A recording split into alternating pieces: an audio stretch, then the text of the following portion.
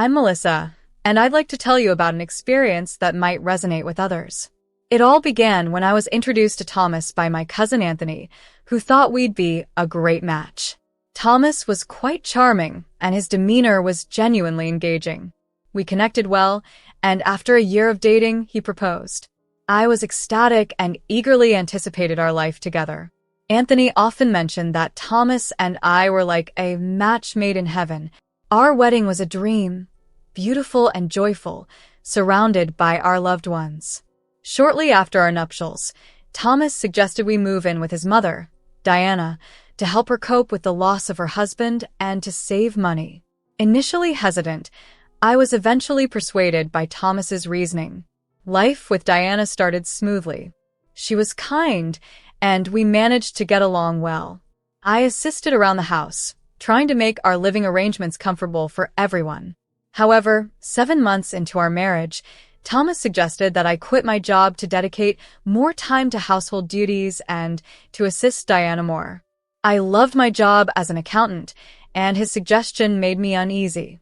Yet, after some persuasion, I resigned, believing it was the best decision for our family.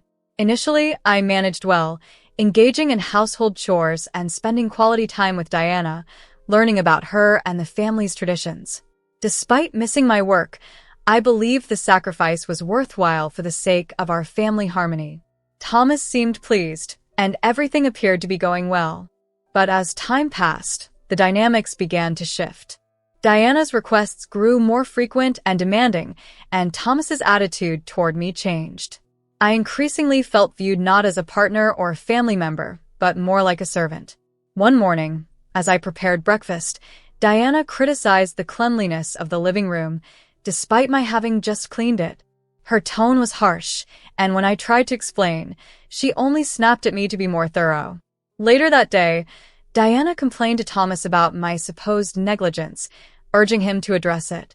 Frustrated and feeling cornered, I defended myself, but Thomas only echoed his mother, insisting I just do a better job. This experience has been challenging, and I've come to realize the importance of communication and respect in any living arrangement. While I continue to navigate these dynamics, I hope sharing my story helps others feel less alone and more empowered to speak up in similar situations. Living with Diana and Thomas was like walking a tightrope, with my every move scrutinized. Diana's sharp critiques and Thomas's evident disappointment hung over me constantly, making me feel as though I could never do enough to please them. One day, Diana decided on a whim to invite some friends over for lunch, giving me very little time to prepare. Without any regard for my plans, she demanded, "Melissa, I need you to serve lunch to my friends and make sure everything is perfect." As the guests arrived, I served them with a smile, though I couldn't shake the feeling of their judgmental eyes on me. "Is this your daughter-in-law, Diana? She seems a bit overwhelmed," one guest commented audibly. Diana responded with a subtle but cutting remark about my need to improve my household management skills. After the guests left, Diana didn't hesitate to express her displeasure to Thomas. "Melissa was so disorganized today, and her cooking was subpar," she complained. When Thomas confronted me, his face flushed with anger, I tried to defend my efforts, explaining I was doing my best under the circumstances. "That's not good enough. You need to do better," he retorted angrily, dismissing my efforts. The environment grew increasingly hostile. Diana's nitpicking escalated, and Thomas's temper became even more unpredictable. I began to dread the start of each day, fearful of the inevitable criticism. During a rare moment of respite, I tried to enjoy a book in the living room. Diana found me and sharply reminded me of the chores awaiting my attention. "No breaks until all the work is done," she commanded coldly. Later, when Thomas returned home, Diana quickly informed him of my brief pause, painting it as laziness. "You can't just sit around, Melissa. There's always work to be done," Thomas exploded. I explained it was just a short break, but he was unforgiving. "No more breaks. Just do your damn job," he yelled, diminishing me further. Feeling more like a captive than a member of the family, I longed for the independence I once enjoyed. 3 years into our marriage, our daughter Alice was born. She became my sanctuary, my joy amid the storm. I devoted myself to her, hoping to shield her from the turbulent atmosphere of our home. However, as Alice grew, so did Thomas's anger. One particularly harsh evening, he erupted over some minor disorder in the house. "Why is this place such a mess?"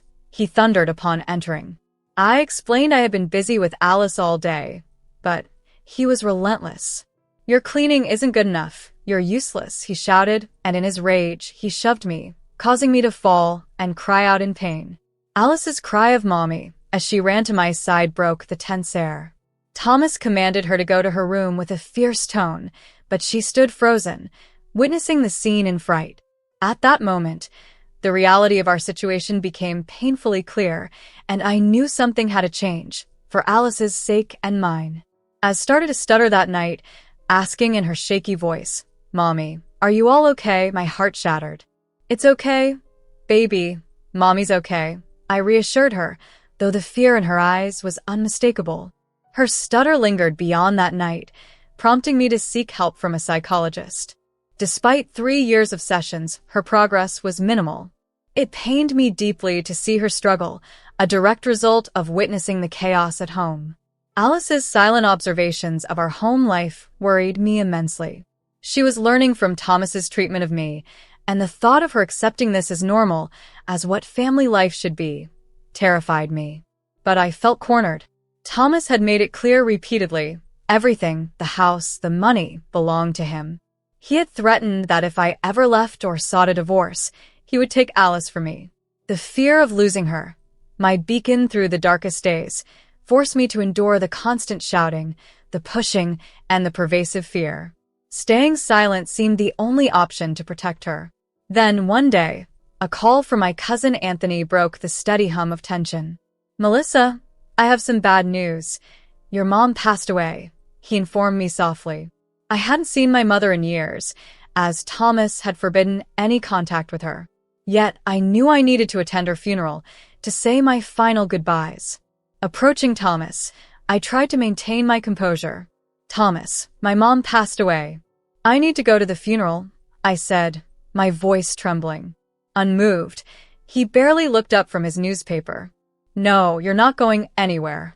We don't have money for that," he dismissed coldly. Tears rolled down my cheeks as he cruelly denied my plea. "Thomas, please, she was my mom. I have to go," I implored, my voice breaking. But he was resolute. "No, and that's final. You stay here and take care of the house and Alice," he commanded, returning to his reading. Anger and sadness overwhelmed me, but a resolve within me grew. I knew I had to go, no matter his commands. That night, I gently woke Alice. "Sweetie, we're going on a little trip. Be very quiet, okay?" I whispered. "Okay, Mommy," she replied, her voice sleepy and confused.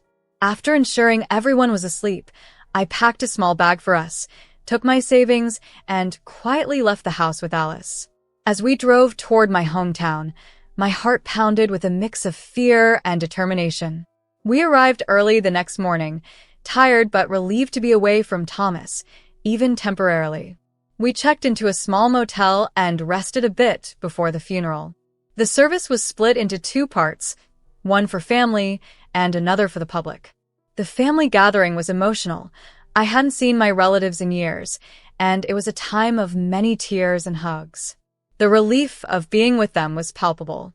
During the service, my phone rang. It was Thomas. In my haste, I accidentally hit the speaker button, and his furious voice filled the room.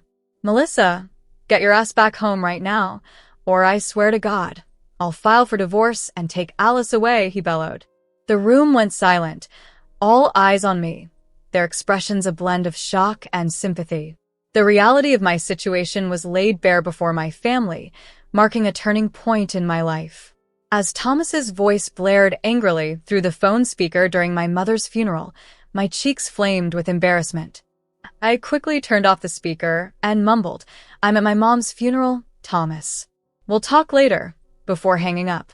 Throughout the rest of the service, a knot of shame and anger twisted in my stomach, and his words echoed in my ears, humiliating me in front of my family. Yet, amidst this turmoil, I found a strange sense of clarity. I couldn't continue living like this. After the service, my cousin Anthony approached with a concerned look. "Melissa, you can't go back to that. You deserve better," he insisted, slipping me a piece of paper with a lawyer's contact information. "Call this lawyer. He can help you." Holding the paper, I felt a mixture of fear and hope to stir within me. Maybe this was my opportunity for change. "Thank you, Anthony," I said, my voice thick with emotion. That night, back at the motel, sleep eluded me, but a spark of hope flickered to life inside me. For the first time in a long while, I felt empowered to alter my circumstances for both Alice's and my sake. The morning after the funeral, I awoke with new resolve. I couldn't let fear or Thomas's control dictate my life any longer. My mother had left me her house and some money, a lifeline, and a chance to start anew. With the lawyer's phone number in hand, I decided it was time to act. I took a deep breath and dialed. "Hello, Mr. Jerry, this is Melissa. I'd like to schedule a consultation," I said, trying to keep my voice steady. "Of course, Mrs. Melissa. Can you come in this afternoon?" he replied. "Yes, I'll be there," I confirmed, my voice a mix of fear and determination. After dropping Alice off at Anthony's, I headed to the lawyer's office. Despite the nerves, I felt ready to confront the future. Mr. Jerry welcomed me warmly. "Mrs. Melissa, tell me everything," he urged, his voice calm and reassuring. I shared my story, the years of control, the threats, and the violence. He listened attentively, jotting down notes. "We need solid evidence of the abuse, both physical and emotional," he advised. "Record everything. Keep a detailed journal." I nodded, a plan forming in my mind. "I'll do that. I'll record every incident and write down everything," I promised. After the meeting, I purchased a new smartphone, a small act of rebellion, and a step toward reclaiming my independence. I set it up with a secure passcode and tested the recording function. I needed to be prepared for anything. Feeling more equipped, I returned to Anthony's house to pick up Alice. She seemed happier and more relaxed than I'd seen her in months. "Ready to go home, sweeties?" I asked, hugging her. "Yes, Mommy," she replied with a smile. As we drove back to Thomas and Diana's house, a mix of dread and determination settled over me. I knew I was returning to a hostile environment, but this time I was armed with a plan and a newfound strength. This time, I was prepared to stand my ground. As soon as I walked through the door, Diana was waiting, her expression one of clear disapproval. "Where the hell have you been, Melissa? Do you think you can just waltz in and out as you please?" she snapped. "I was at my mother's funeral, Diana." "I told Thomas," I responded, ensuring my voice remained steady. "Well, you're back now. Get to work. This house won't clean itself," she retorted, turning away with a dismissive huff. Taking a deep breath, I turned on my new phone and discreetly slipped it into my pocket, starting the recording. I was determined to document every harsh word and aggressive act. As I went about my chores, I carefully captured each encounter. When Thomas returned home, his fury was palpable. "Melissa, what the hell were you thinking, leaving like that without my permission?" he shouted. "I went to my mom's funeral, Thomas." "I had to go," I replied, my heart racing. "You don't do anything without my say-so. Do you hear me?" he yelled, his face red with anger. "Give me your phone and purse," he demanded. I handed him my old phone, grateful for my foresight. His attempts to intimidate me were not going to work anymore. I was quietly gathering evidence, building my case, and planning my escape. That night, after everyone was asleep, I sat down with my journal. I meticulously wrote down everything that had occurred since my return, every insult, every threat. I felt a new sense of purpose, a determination to see this through. The following days were challenging. Thomas and Diana's hostility did not wane, but I continued to record and document their behavior, building my case piece by piece, readying myself for the fight ahead. During dinner one night, Diana resumed her usual tirade. "You're nothing but a disgrace, leaving the house without Thomas's permission." She sneered at me, her eyes filled with disdain. "Diana, don't insult me in front of my daughter," I responded, striving to keep my voice calm yet firm. Thomas's face flushed with anger. "How dare you raise your voice at my mother?" he bellowed, pushing me hard. I stumbled but managed to stay upright. He then raised his hand, his eyes alight with fury. "You live here on borrowed rights, Melissa. Don't forget that," he shouted. I took a deep breath, a strange calm overtaking me. "I want a divorce, Thomas," I stated clearly. His face turned an even deeper shade of red, and he screamed, "You belong to me. You'll be my property until death." This time, I wasn't scared. My phone was securely in my pocket, recording every word. For the first time, I felt a sense of control. Over the next week, I diligently continued to record every insult and threat from both Thomas and Diana. Each time they belittled or threatened me, I discreetly turned on my new phone's recorder. Diana was relentless. "You're worthless, Melissa. Can't even keep a house clean," she would sneer. I carefully noted everything in my journal. Every insult, every harsh word. It was all crucial for building my case. Thomas was no less harsh. "You think you're tough now? You'll never leave me. You're nothing without me," he would shout. But I remained calm, recording his tirades and adding them to my growing list of evidence. It was exhausting but necessary. One day, I caught Diana raging at me in the kitchen. "You're a disgrace to this family, Melissa. Leaving the house like that," she spat. I recorded her words, each one fueling my resolve even further. With every passing day, my resolve grew stronger. I was on a mission to gather all the evidence necessary to secure a safer future for Alice and myself. The week following my mother's funeral had been one of the toughest yet, filled with tension and hostility at home, but it had also instilled in me a newfound sense of purpose. Unable to bear the oppressive atmosphere any longer, I reached out to Mr. Jerry, my lawyer.